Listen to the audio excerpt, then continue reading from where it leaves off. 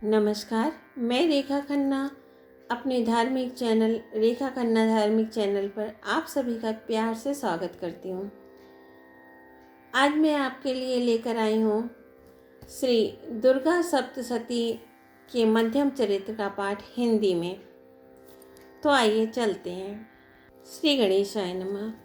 ओम मध्यम चरित्र के विष्णु ऋषि, महालक्ष्मी देवता, उष्णिक छंद, शाकंभरी शक्ति, दुर्गा बीज, वायु तत्व और यजुर्वेद स्वरूप है। श्री महालक्ष्मी की प्रसन्नता के लिए मध्यम चरित्र के पाठ में इसका विनियोग है। मैं कमल के आसन पर बैठी हुई प्रसन्न मुख वाली महिषासुरमर्दिनी भगवती महालक्ष्मी का भजन करता हूँ, जो अपने हाथों में अक्षमाला, फरसा, गदा, बाण, वज्र, पद्म, धनुष, कुंडिका, दंड, शक्ति, खड्ग, ढाल, शंख, घंटा, मधुपात्र, शूल, पास और चक्र धारण करती हैं। पूर्व काल में देवताओं और असुरों में पूरे 100 वर्षों तक घोर संग्राम हुआ था। उसमें असुरों का स्वामी महिषासुर था और देवताओं के नायक इंद्र थे। उस युद्ध में देवताओं की सेना महाबली असुरों से परास्त हो गई। संपूर्ण देवताओं को जीतकर महिषासुर इंद्र बन बैठा। तब पराजित देवता प्रजापति ब्रह्मा जी को आगे करके उस स्थान पर गए जहाँ भगवान शंकर और विष्णु विराजमान थे। देवताओं ने महिषासुर के पराक्रम तथा अपनी पराजय का यथावत वृतांत उन दोनों देवेश्वरों से विस्तार पूर्वक कह सुनाया। वे बोले, भगवान, महिषासुर सूर्य, इंद्र, अग्नि, वायु, चंद्रमा, यम, वरुण तथा अन्य देवताओं के भी अधिकार छीनकर स्वयं ही सबका अधिष्ठाता बन बैठा है। उस दुरात्मा महिष ने समस्त देवताओं को स्वर्ग से निकाल दिया है। अब वे मनुष्यों की भांति पृथ्वी पर विचरते हैं। दैत्यों की यह करतूत हमने आप लोगों से कह सुनाई। अब हम आपकी ही शरण में आए हैं। उसके वध का कोई उपाय सोचिए। इस प्रकार देवताओं के वचन सुनकर भगवान विष्णु और शिव ने दैत्यों पर बड़ा क्रोध किया। उनकी भौहें तन गई और मुंह टेढ़ा हो गया। तब अत्यंत कोप में भरे हुए चक्रपाणी श्री विष्णु के मुख से एक महान तेज प्रकट हुआ। इसी प्रकार ब्रह्मा, शंकर तथा इंद्र आदि अन्य देवताओं के शरीर से भी बड़ा भारी तेज निकला। वह सब मिलकर एक हो गया। महान तेज का वह पुंज जाज्वल्यमान पर्वत सा जान पड़ा। देवताओं ने देखा, वहाँ उसकी ज्वालाएं संपूर्ण दिशाओं में व्याप्त हो रही थीं। संपूर्ण देवताओं के शरीर से प्रकट हुए उस तेज की कहीं तुलना नहीं थी। एकत्रित होने पर वह एक नारी के रूप में परिणित हो गया और अपने प्रकाश से तीनों लोकों में व्याप्त जान पड़ा। भगवान शंकर का जो तेज था, उससे उस देवी का मुख प्रकट हुआ। यमराज के तेज से उसके सिर में बाल निकल आए। श्री विष्णु भगवान के तेज से उसकी भुजाएं उत्पन्न हुई। चंद्रमा के तेज से दोनों स्तनों का और इंद्र के तेज से मध्य भाग कटी प्रदेश का प्रादुर्भाव हुआ। वरुण के तेज से जंघा और पिंडली तथा पृथ्वी के तेज से नितंब भाग प्रकट हुआ। ब्रह्मा के तेज से दोनों चरण और सूर्य के तेज से उसकी अंगुलियां हुई। वसुओं के तेज से हाथों की अंगुलियां और कुबेर के तेज से नासिका प्रकट हुई। उस देवी के दांत प्रजापति के तेज से और तीनों नेत्र अग्नि के तेज से प्रकट हुए थे। उसकी भौहें संध्या के और कान वायु के तेज से उत्पन्न हुए थे। इसी प्रकार अन्य देवताओं के तेज से भी उस कल्याणमयी देवी का आविर्भाव हुआ। तदंतर समस्त देवताओं के तेजापुंज से प्रकट हुई देवी को देखकर महिषासुर के सताए हुए देवता बहुत प्रसन्न हुए। पिनाकधारी भगवान शंकर ने अपने सूल से एक शूल निकालकर उन्हें दिया। फिर भगवान विष्णु ने भी अपने चक्र से चक्र उत्पन्न करके भगवती को अर्पण किया। वरुण ने भी शंख भेंट किया। अग्नि ने भी उन्हें शक्ति दी और वायु ने धनुष तथा बाण से भरे हुए 2 तरकस प्रदान किए। सहस्त्र नेत्रों वाले देवराज इंद्र ने अपने वज्र से वज्र उत्पन्न करके दिया और ऐरावत हाथी से उतारकर 1 घंटा भी प्रदान किया। यमराज ने कालदंड से दंड, वरुण ने पास, प्रजापति ने स्फटिकाक्ष की माला तथा ब्रह्मा जी ने कमंडलू भेंट किया। सूर्य ने देवी के समस्त रोमकूपों में अपनी किरणों का तेज भर दिया। काल ने उन्हें चमकती हुई ढाल और तलवार दी। क्षीर समुद्र ने उज्ज्वल हार तथा कभी जीर्ण न होने वाले 2 दिव्य वस्त्र भेंट किए। साथ ही उन्होंने दिव्य चूड़ामणि, 2 कुंडल, कड़े, उज्ज्वल अर्धचंद्र, सब बाहुओं के लिए केयूर, दोनों चरणों के लिए निर्मल नूपुर, गले की सुंदर हंसली और सब अंगुलियों में पहनने के लिए रत्नों की बनी अंगूठियां भी दीं। विश्वकर्मा ने उन्हें अत्यंत निर्मल फरसा भेंट किया।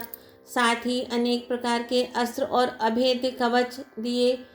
इनके सिवा मस्तक और वक्ष स्थल पर धारण करने के लिए कभी न कुम्हलाने वाले कमलों की मालाएं दी। जलधि ने उन्हें सुंदर कमल का फूल भेंट किया।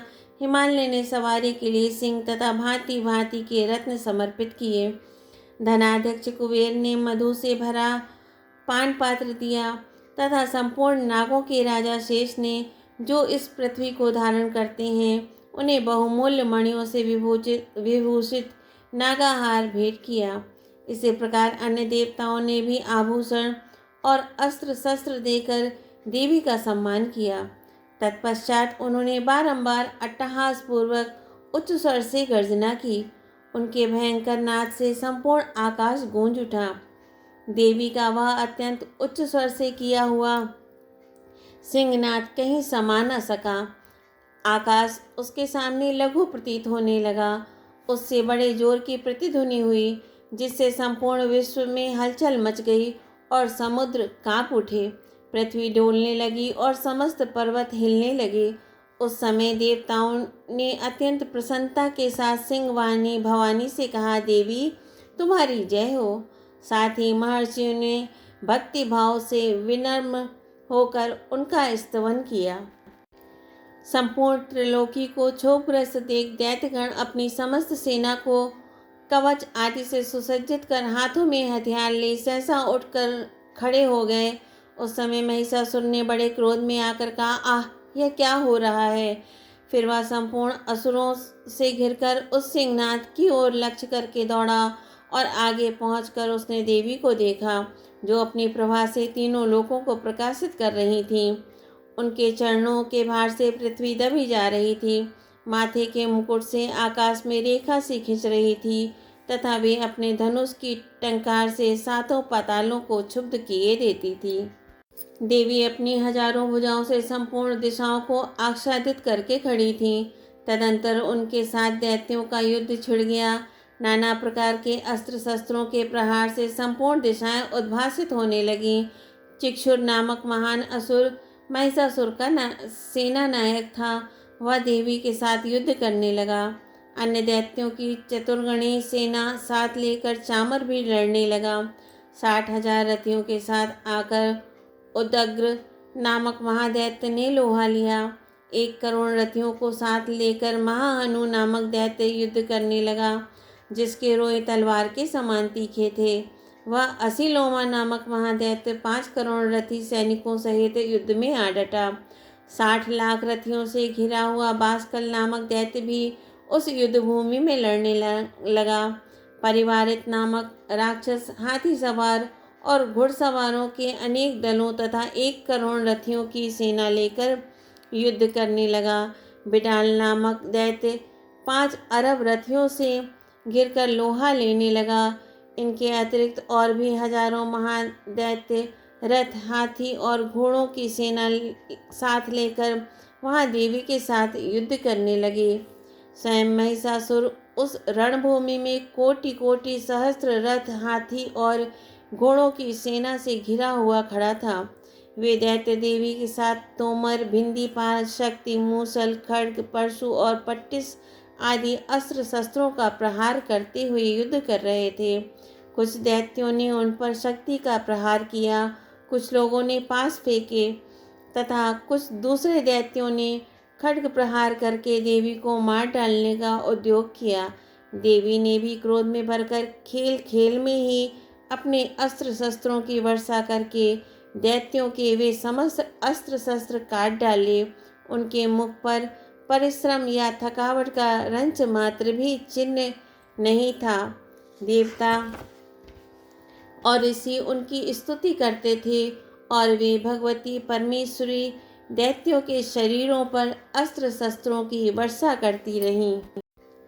देवी का वाहन सिंह भी क्रोध में भरकर गर्दन के बालों को हिलाता हुआ असुरों की सेना में इस प्रकार विचरने लगा मानो वनों में दावानल फैल रहा हो। रणभूमि में दैत्यों के साथ युद्ध करती हुई अंबिका देवी ने जितने निश्वास छोड़े वे सभी तत्काल सैकड़ों हजारों गणों के रूप में प्रकट हो गए और परशु, बिंदीपाल, खड्ग तथा पट्टिस आदि अस्त्रों द्वारा असुरों का सामना करने लगे। देवी की शक्ति से बढ़े हुए वे गण असुरों का नाश करते हुए नगाड़ा और शंख आदि बाजे बजाने लगे। उस संग्राम महोत्सव में कितने ही गण मृदंग बजा रहे थे। तदंतर देवी ने त्रिशूल से, गदा से, शक्ति की वर्षा से और खड्ग आदि से सैकड़ों महादैत्यों का संहार कर डाला। कितनों को घंटे के भयंकर नाद से मूर्छित करके मार गिराया। बहुतेरे दैत्यों को पास से बांधकर धरती पर घसीटा। कितने ही दैत्य उनकी तीखी तलवार की मार से दो दो टुकड़े हो गए। कितने ही गदा की चोट से घायल होकर धरती पर सो गए। कितने ही मूसल की मार से अत्यंत आहत होकर रक्त वमन करने लगे। कुछ दैत्य सूल से छाती फट जाने के कारण पृथ्वी पर ढेर हो गए। उस रणांगण में बाण समूहों की वृष्टि से कितने ही असुरों की कमर टूट गई। बाज की तरह झपटने वाले देव पीड़क दैत्यगण अपने प्राणों से हाथ धोने लगे। किन्हीं की बाहें छिन्न भिन्न हो गईं, कितनों की गर्दनें कट गईं। कितने ही दैत्यों के मस्तक कट कट कर गिरने लगे। कुछ लोगों के शरीर मध्य भाग में ही विदीर्ण हो गए। कितने ही महादैत्य जांघें कट जाने से पृथ्वी पर गिर पड़े। कितनों की ही देवी ने एक बाह, एक पैर और एक नेत्र वाले करके दो टुकड़ों में चीर डाला। कितने ही दैत्य मस्तक कट जाने पर भी गिरकर फिर उड़ जाते और केवल धड़ के रूप में ही अच्छे अच्छे हथियार हाथ में ले देवी के साथ युद्ध करने लगते थे। दूसरे कबंध युद्ध के बाजों की लय पर नाचते थे। कितने ही बिना सिर के धड़ हाथों में खड्ग, शक्ति और रिष्टि लिए दौड़ते थे तथा दूसरे दूसरे महादैत्य ठहरो ठहरो यह कहते हुए देवी को युद्ध के लिए ललकारते थे। जहाँ वह घोर संग्राम हुआ था वहाँ की धरती देवी के गिराए हुए रथ, हाथी, घोड़े और असुरों की लाशों से ऐसी पट गई थी कि वहाँ चलना फिरना असंभव हो गया था। दैत्यों की सेना में हाथी, घोड़े और असुरों के शरीरों से इतनी अधिक मात्रा में रक्तपात हुआ था कि थोड़ी ही देर में वहाँ खून की बड़ी बड़ी नदियाँ बहने लगीं। जगदम्बा ने असुरों की विशाल सेना को क्षण भर में नष्ट कर दिया। ठीक उसी तरह जैसे तृण और काठ के भारी ढेर को आग कुछ ही क्षणों में भस्म कर देती है। और वह सिंह भी गर्दन के बालों को हिला हिलाकर जोर जोर से गर्जना करता हुआ दैत्यों के शरीरों से मानो उनके प्राण चुने लेता था। वहाँ देवी के गणों ने भी उन महादैत्यों के साथ ऐसा युद्ध किया जिससे आकाश में खड़े हुए देवतागण उन पर बहुत संतुष्ट हुए और फूल बरसाने लगे। इस प्रकार श्री मार्कंडेय पुराण में सावर्णिक मनवंतर की कथा के अंतर्गत देवी महात्म्य महिषासुर की सेना का वध नामक दूसरा अध्याय पूरा हुआ। तृतीयोध्याय। जगदम्बा के श्री अंगों की कांति उदय काल के सहस्त्रों सूर्यों के समान है। वे लाल रंग की रेशमी साड़ी पहने हुए हैं। उनके गले में मुंडमाला शोभा पा रही है। दोनों स्तनों पर रक्त चंदन का लेप लगा है। वे अपने कर कमलों में जप मालिका, विद्या और अभय तथा वर नामक मुद्राएं धारण किए हुए हैं। 3 नेत्रों से सुशोभित मुखारबिंद की बड़ी शोभा हो रही है। उनके मस्तक पर चंद्रमा के साथ ही रत्न में मुकुट बंधा है तथा वे कमल के आसन पर विराजमान है। ऐसी देवी को मैं भक्ति पूर्वक प्रणाम करता हूँ। ऋषि कहते हैं, दैत्यों की सेना को इस प्रकार तहस नहस होते देख महादैत्य सेनापति चिक्षुर क्रोध में भरकर अंबिका देवी से युद्ध करने के लिए आगे बढ़ा। वह असुर रणभूमि में देवी के ऊपर इस प्रकार बाणों की वर्षा करने लगा जैसे बादल मेरुगिरी के शिखर पर पानी की धार बरसा रहा हो। तब देवी ने अपने बाणों से उसके बाण समूह को अनायास ही काटकर उसके घोड़ों और सारथी को भी मार डाला। साथ ही उसके धनुष और अत्यंत ऊंची ध्वजा को भी तत्काल काट गिराया। धनुष कट जाने पर उसके अंगों को अपने बाणों से बींध डाला। धनुष, रथ, घोड़े और सारथी के नष्ट हो जाने पर वह असुर ढाल और तलवार लेकर देवी की ओर दौड़ा। उसने तीखी धार वाली तलवार से सिंह के मस्तक पर चोट करके देवी की भी बाईं भुजा में बड़े वेग से प्रहार किया। राजन, देवी की बाह पर पहुंचते ही वह तलवार टूट गई। फिर तो क्रोध से लाल आंखें करके उस राक्षस ने शूल हाथ में लिया और उसे उस महादैत्य ने भगवती भद्रकाली के ऊपर चलाया। वह शूल आकाश से गिरते हुए सूर्यमंडल की भांति अपने तेज से प्रज्वलित हो उठा। उस शूल को अपनी ओर आते देख देवी ने भी शूल का प्रहार किया। उससे राक्षस के शूल के सैकड़ों टुकड़े हो गए। साथ ही महादैत्य चिक्षुर की भी धज्जियां उड़ गईं। वह प्राणों से हाथ धो बैठा। महिषासुर के सेनापति उस महापराक्रमी चिक्षुर के मारे जाने पर देवताओं को पीड़ा देने वाला चामर हाथी पर चढ़कर आया। उसने भी देवी के ऊपर शक्ति का प्रहार किया, किंतु जगदम्बा ने उसे अपनी हुंकार से ही आहत एवं निष्प्रभ करके तत्काल पृथ्वी पर गिरा दिया। शक्ति टूट कर गिरी हुई देख चामर को बड़ा क्रोध हुआ। अब उसने शूल चलाया, किंतु देवी ने उसे भी अपने बाणों द्वारा काट डाला। इतने में ही देवी का सिंह उछलकर हाथी के मस्तक पर चढ़ बैठा और उस दैत्य के साथ खूब जोर लगाकर बाहु युद्ध करने लगा। वे दोनों लड़ते लड़ते हाथी से पृथ्वी पर आ गए और अत्यंत क्रोध में भरकर एक दूसरे पर बड़े भयंकर प्रहार करते हुए लड़ने लगे। तदंतर सिंह बड़े वेग से आकाश की ओर उछला और उधर से गिरते समय उसने पंजों की मार से चामर का सिर धड़ से अलग कर दिया। इसी प्रकार उदग्र भी शिला और वृक्ष आदि की मार खाकर रणभूमि में देवी के हाथ से मारा गया तथा कराल भी दांतों, मुक्कों और थप्पड़ों की चोट से धराशायी हो गया। क्रोध में भरी हुई देवी ने गदा की चोट से उद्धत का कचूमर निकाल डाला। भिंदीपाल से वास्कल को तथा बाणों से ताम्र और अंधक को मौत के घाट उतार दिया। 3 नेत्रों वाली परमेश्वरी ने त्रिशूल से उग्रास्य, उग्रवीर तथा महाहनु नामक दैत्यों को मार डाला। तलवार की चोट से बिडाल के मस्तक को धड़ से काट गिराया। दुर्धर और दुर्मुख इन दोनों को भी अपने बाणों से यमलोक भेज दिया। इस प्रकार अपनी सेना का संहार होता देख महिषासुर ने भैंसे का रूप धारण करके देवी के गणों को त्रास देना आरंभ किया।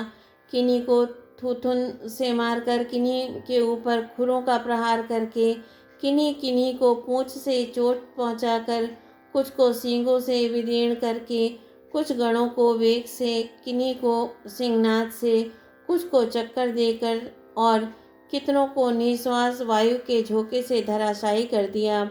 इस प्रकार गणों की सेना को गिराकर वह असुर महादेवी के सिंह को मारने के लिए झपटा। इससे जगदम्बा को बड़ा क्रोध हुआ। उधर महापराक्रमी महिषासुर भी क्रोध में भरकर धरती को खुरों से खोदने लगा तथा अपने सींगों से ऊंचे ऊंचे पर्वतों को उठाकर फेंकने लगा और गर्जने लगा। उसके वेग से चक्कर देने के कारण पृथ्वी क्षुब्ध होकर फटने लगी। उसकी पूंछ से टकराकर समुद्र सब ओर से धरती को डुबोने लगा। हिलते हुए सींगों के आघात से विलीन होकर बादलों के टुकड़े टुकड़े हो गए। उसके श्वास के प्रचंड वायु के वेग से उड़े हुए सैकड़ों पर्वत आकाश से गिरने लगे। इस प्रकार क्रोध में भरे हुए उस महादैत्य को अपनी ओर आते देख चंडिका ने उसका वध करने के लिए महान क्रोध किया। उन्होंने पास फेंक कर उस महान असुर को बांध लिया।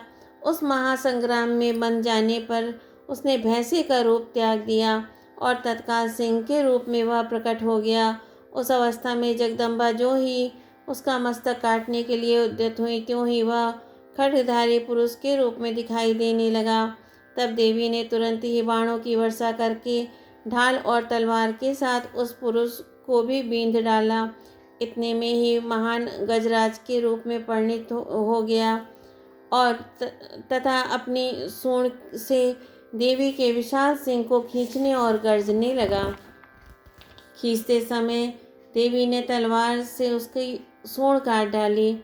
तब उस महादैत्य ने पुनः भैंसे का शरीर धारण कर लिया और पहले की ही भांति चराचर प्राणियों सहित तीनों लोकों को व्याकुल करने लगा।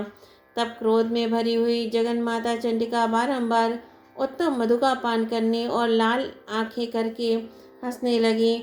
उधर वह बल और पराक्रम के मद से उन्मत्त हुआ राक्षस गरजने लगा और अपने सींगों से चंडी के ऊपर पर्वतों को फेंकने लगा।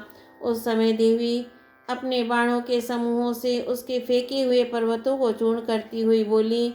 बोलते समय उनका मुख मधु के मद से लाल हो रहा था और वाणी लड़खड़ा रही थी।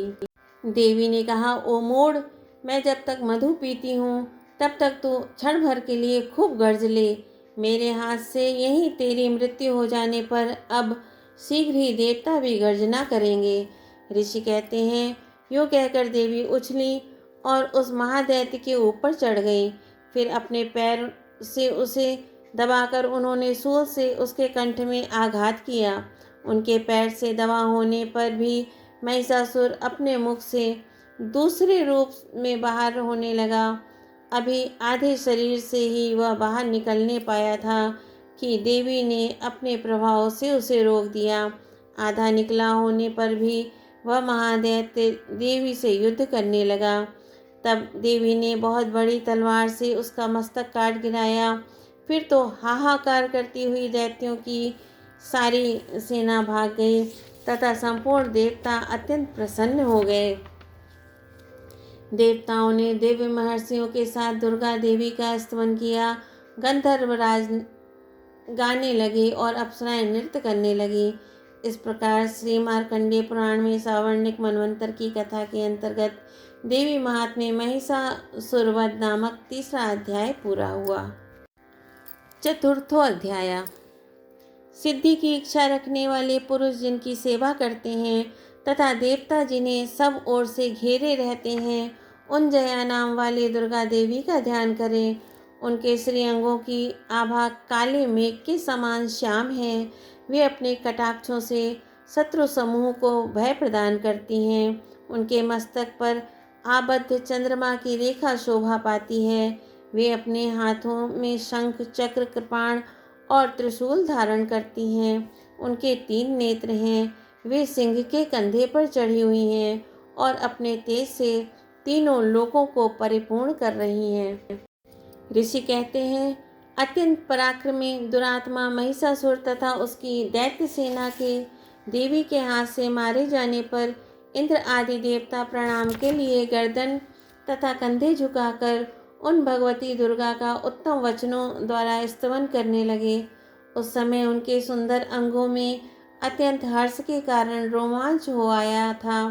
देवता बोले, संपूर्ण देवताओं की शक्ति का समुदाय ही जिनका स्वरूप है तथा जिन देवी ने अपनी शक्ति से संपूर्ण जगत को व्याप्त कर रखा है, समस्त देवताओं और महर्षियों की पूजनीय उन जगदम्बा को हम भक्ति पूर्वक नमस्कार करते हैं। वे हम लोगों का कल्याण करें। जिनके अनुपम प्रभाव और बल का वर्णन करने में भगवान शेषनाग, ब्रह्मा जी तथा महादेव जी भी समर्थ नहीं हैं, वे भगवती चंडिका संपूर्ण जगत का पालन एवं अशुभ भय का नाश करने का विचार करें। जो पुण्यात्माओं के घरों में स्वयं ही लक्ष्मी रूप से, पापियों के यहाँ दरिद्रता रूप से, शुद्ध अंतःकरण वाले पुरुषों के हृदय में बुद्धि रूप से, सत्पुरुषों में श्रद्धा रूप से तथा कुलीन मनुष्य में लज्जा रूप से निवास करती हैं, उन आप भगवती दुर्गा को हम नमस्कार करते हैं। देवी, आप संपूर्ण विश्व का पालन कीजिए। देवी, आपके इस अचिंत्य रूप का असुरों का नाश करने वाले भारी पराक्रम का तथा समस्त देवताओं और दैत्यों के समक्ष युद्ध में प्रकट किए हुए आपके अद्भुत चरित्रों का हम किस प्रकार वर्णन करें। आप संपूर्ण जगत की उत्पत्ति में कारण हैं। आप में सत्व गुण, रजोगुण और तमोगुण, ये तीनों गुण मौजूद हैं, तो भी दोषों के साथ आपका संसर्ग नहीं जान पड़ता। भगवान विष्णु और महादेव जी आदि देवता भी आपका पार नहीं पाते। आप ही सबका आश्रय हैं। यह समस्त जगत आपका अंशभूत है, क्योंकि आप सबकी आदिभूत अव्याकृता परा प्रकृति हैं। देवी, संपूर्ण यज्ञों में जिसके उच्चारण से सब देवता तृप्ति लाभ करते हैं, वह स्वाहा आप ही हैं। इसके अतिरिक्त आप पितरों की भी तृप्ति का कारण हैं, अतएव सब लोग आपको स्वधा भी कहते हैं। देवी, जो मोक्ष की प्राप्ति का साधन है, अचिंत्य महावृत स्वरूपा है, समस्त दोषों से रहित जितेंद्रिय तत्व को ही सार वस्तु मानने वाले तथा मोक्ष की अभिलाषा रखने वाले मुनिजन जिसका अभ्यास करते हैं, वह भगवती पराविद्या आप ही हैं। आप शब्द स्वरूपा हैं। अत्यंत निर्मल ऋग्वेद, यजुर्वेद तथा उद्गीत के मनोहर पदों के पाठ से युक्त सामवेद का भी आधार आप ही हैं। आप देवी त्रयी, तीनों वेद और भगवती छयों ऐश्वर्यों से युक्त हैं। इस विश्व की उत्पत्ति एवं पालन के लिए आप ही वार्ता, खेती एवं आजीविका के रूप में प्रकट हुई हैं। आप संपूर्ण जगत की घोर पीड़ा का नाश करने वाली हैं। देवी, जिससे समस्त शास्त्रों के सार का ज्ञान होता है, वह मेधा शक्ति आप ही हैं। दुर्गम भव सागर से पार उतारने वाली नौका रूप दुर्गा देवी भी आप ही हैं। आपकी कहीं भी आसक्ति नहीं है। कैटभ के शत्रु भगवान विष्णु के वक्षस्थल में एकमात्र निवास करने वाली भगवती लक्ष्मी तथा भगवान चंद्रशेखर द्वारा सम्मानित गौरी देवी भी आप ही हैं। आपका मुख मंद मुस्कान से सुशोभित निर्मल पूर्ण चंद्रमा के बिंब का अनुकरण करने वाला और उत्तम सुवर्ण की मनोहर कांति से कम नहीं है। तो भी उसे देखकर महिषासुर को क्रोध हुआ और सहसा उसने उस पर प्रहार कर दिया। यह बड़े आश्चर्य की बात है। देवी, वही मुख जब क्रोध से युक्त होने पर उदय काल के चंद्रमा की भांति लाल और तनी हुई भौं के कारण विकराल हो उठा, तब उसे देखकर जो महिषासुर के प्राण तुरंत नहीं निकल गए, यह उससे भी बढ़कर आश्चर्य की बात है, क्योंकि क्रोध में भरे हुए यमराज को देखकर भला कौन जीवित रह सकता है। देवी, आप प्रसन्न हो। परमात्म स्वरूपा आपके प्रसन्न होने पर जगत का अभ्युदय होता है और क्रोध में भर जाने पर आप तत्काल ही कितने कुलों का सर्वनाश कर डालती हैं। यह बात अभी अनुभव में आई है, क्योंकि महिषासुर की यह विशाल सेना क्षण भर में आपके कोप से नष्ट हो गई है। सदा अभ्युदय प्रदान करने वाली आप जिन पर प्रसन्न रहती हैं, वे ही देश में सम्मानित हैं। उन्हीं को धन और यश की प्राप्ति होती है। उन्हीं का धर्म कभी शिथिल नहीं होता तथा वे ही अपने हृष्ट पुष्ट स्त्री पुत्र और भृत्यों के साथ धन्य माने जाते हैं। देवी, आपकी ही कृपा से पुण्यात्मा पुरुष प्रतिदिन अत्यंत श्रद्धापूर्वक सदा सब प्रकार के धर्मानुकूल कर्म करता है और उसके प्रभाव से स्वर्ग लोक में जाता है। इसलिए आप तीनों लोकों में निश्चय ही मनोवांछित फल देने वाली हैं। माँ दुर्गे, आप स्मरण करने पर सब प्राणियों का भय हर लेती हैं और स्वस्थ पुरुषों द्वारा चिंतन करने पर उन्हें परम कल्याणमयी बुद्धि प्रदान करती हैं। दुख, दरिद्रता और भय हरने वाली देवी, आपके सिवा दूसरी कौन है, जिसका चित्त सबका उपकार करने के लिए सदा ही दयाद्र रहता हो। देवी, इन राक्षसों के मारने से संसार को सुख मिले तथा ये राक्षस चिरकाल तक नरक में रहने के लिए भले ही पाप करते रहते हों, इस समय संग्राम में मृत्यु को प्राप्त होकर स्वर्गलोक में जाएं। निश्चय ही यही सोचकर आप शत्रुओं का वध करती हैं। आप शत्रुओं पर शस्त्रों का प्रहार क्यों करती हैं? समस्त असुरों को दृष्टिपात मात्र से ही भस्म क्यों नहीं कर देती? इसमें एक रहस्य है। ये शत्रु भी हमारे शस्त्रों से पवित्र होकर उत्तम लोकों में जाएं। इस प्रकार उनके प्रति भी आपका विचार अत्यंत उत्तम रहता है।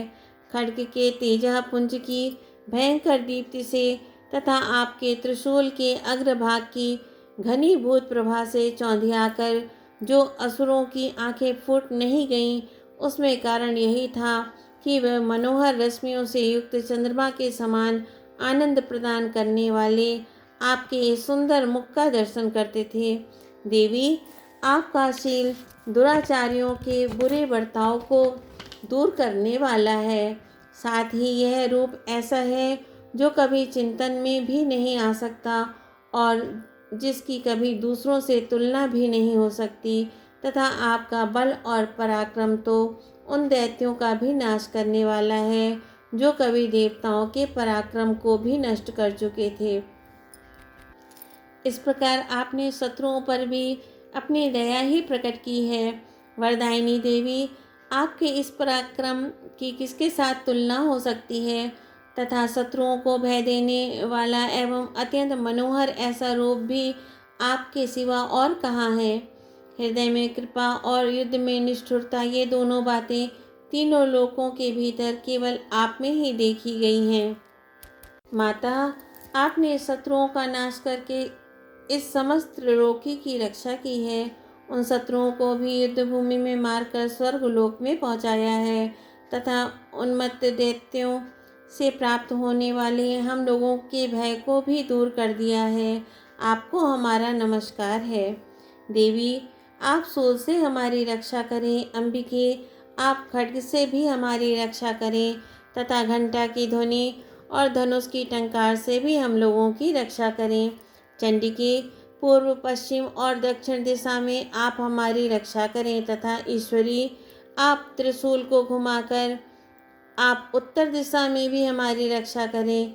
तीनों लोकों में आपके जो परम सुंदर एवं अत्यंत भयंकर रूप विचरते रहते हैं, उनके द्वारा भी आप हमारी तथा इस भूलोक की रक्षा करें।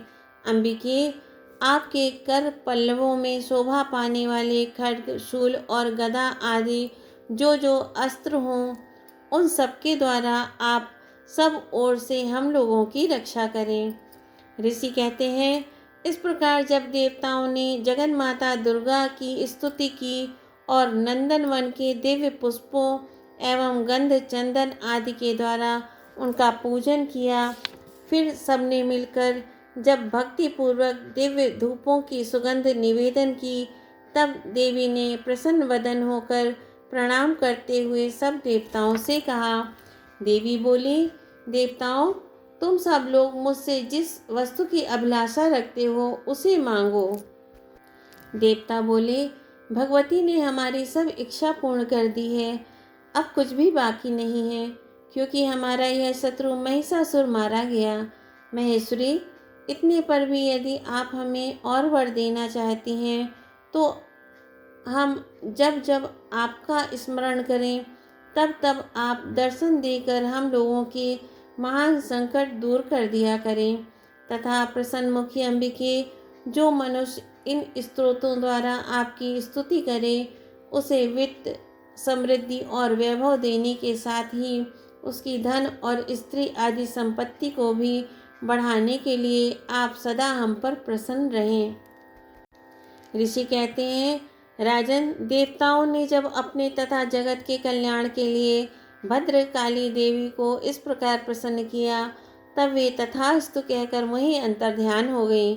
भूपाल, इस प्रकार पूर्व काल में तीनों लोकों का हित चाहने वाली देवी जिस प्रकार देवताओं के शरीरों से प्रकट हुई थी, वह सब कथा मैंने कह सुनाई। अब पुनः देवताओं का उपकार करने वाली वे देवी दुष्ट दैत्यों तथा शुंभ निशुंभ का वध करने एवं सब लोगों की रक्षा करने के लिए गौरी देवी के शरीर से जिस प्रकार प्रकट हुई थी, वह सब प्रसंग मेरे मुँह से सुनो। मैं उसका तुमसे यथावत वर्णन करता हूँ। इस प्रकार मार्कंडेय पुराण में सावर्णिक मनवंतर की कथा के अंतर्गत देवी महात्म्य सक्राति स्तुति नामक चौथा अध्याय पूरा हुआ। श्री दुर्गाय नमः। ओम नमो भगवती वासुदेवाय।